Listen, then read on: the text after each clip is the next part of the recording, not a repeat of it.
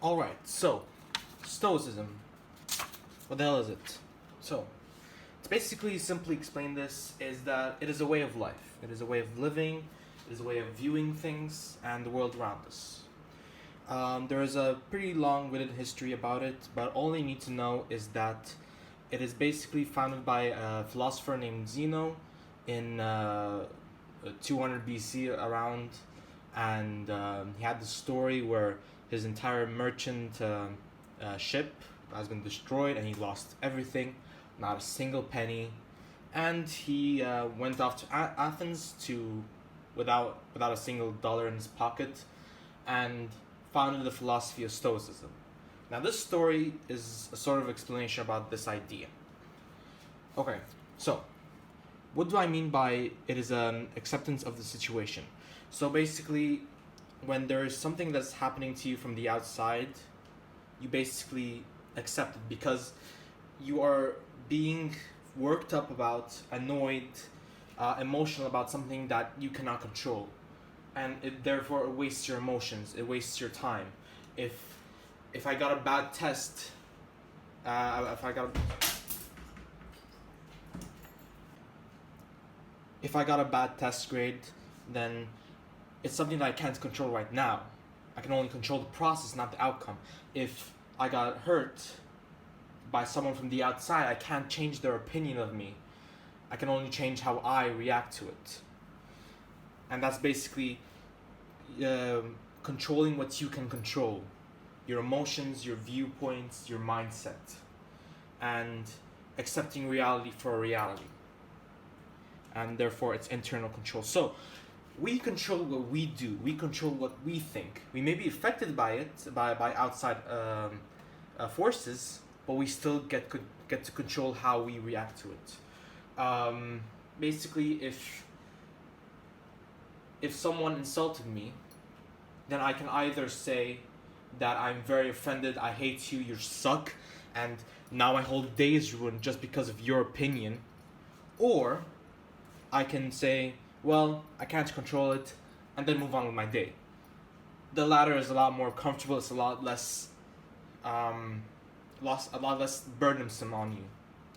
So therefore, when you're suffering, you gotta be content with it, and therefore, you would be a lot more calmer and present in the moment.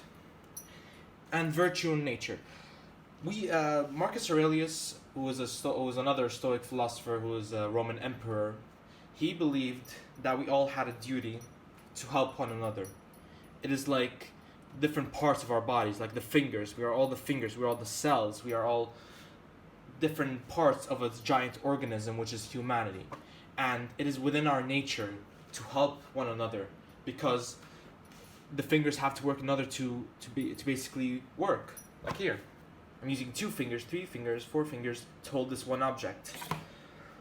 So we gotta work together to achieve virtue. Now, what is virtue? I won't explain it too much on this video, but all you need to know is that it's basically doing the right thing. Of the virtue of a pen or a pencil is to write, and so on. It is a happy pencil if we can assume that it has emotions. It is a happy pencil when it writes, but when it's broken... Sorry, hold on. When it's broken, it's no longer a pencil. It has no longer the soul of a pencil. It's no longer happy because it has no purpose. I'll still write that. I'll still write with that, by the way, so I didn't waste it.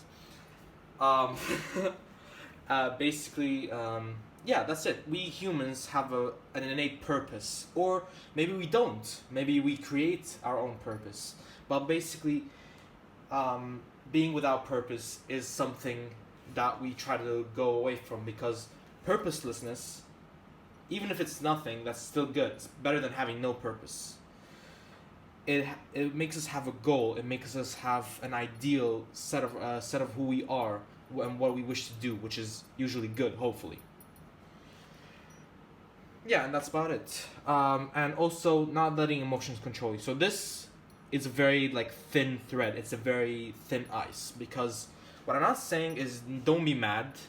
What I'm saying is that don't let being mad control your actions. So if I'm mad, I want to watch some Netflix in order to relieve some of the stress. That's not a right way to do this. If I'm mad, accept that you're mad, accept that you have this emotion, and do your work. Do what you were meant to do. Do good. Despite that, you're using it for good, not for evil. Now, we got a basic idea of Stoicism. There you go. And I'll provide a lot more sources in the description that can help explain some of my ideas, not my ideas, some of these ideas better. I will, however, present you with a warning. So what is not Stoicism? Stoicism is not being emotionless. We talked about this before. It's not being like, oh, I feel nothing. No, you gotta still feel stuff. You can't just bottle up your emotions. And yeah, that's basically toxic masculinity. We're trying to avoid that stuff. And ignoring the world. What does that mean? When I say that you accept everything that's happening to you and happening to the world, it doesn't mean don't change anything. It means that change what you can. So the world is polluted, correct? There's a lot of plastic in the ocean. I can't be worried about the 50 billion tons of plastic that is in the world right now because I can't control that. What I can control is the plastic that I use. So therefore, use that to make the world a little bit better place. And do not fret or be worried about the things that you can't control, which is the other people controlling it. And so on. And not being open. So when I said both of these things, not letting emotion control you and emotionless, that does not mean that you can't express your feelings at all. You can, of course, but there are some people who don't like that, and there are people who like that, and that is something that you can't control. See, we're using Stoicism right now. However, here is your solution, your one friend that can help you. A blank piece of paper. What I mean is that this paper is blank. You can write whatever the hell you want on it. If you are suffering from the worst things, write it down. It will listen to you. You can tear up this piece of paper if you want to. It will still listen to you. It's basically that one friend that listens to you, doesn't add anything, but is a very therapeutic friend, which is why I recommended journaling. You can write whatever you want to. You can write about your worst thoughts, and no judgment, and you still feel cathartic. You feel like you release that emotion just by writing it down. You can also scream into a pillow you want. It's fine. As long as you don't let that affect who you are as a person. You are a good person.